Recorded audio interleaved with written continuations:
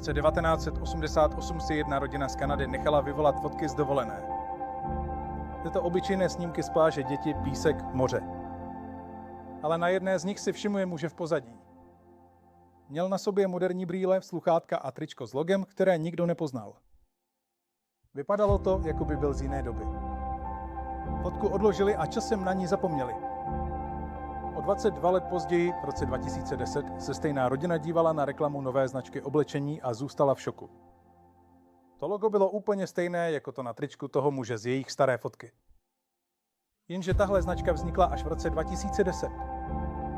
Tak jak se její logo mohlo objevit na snímku z 80.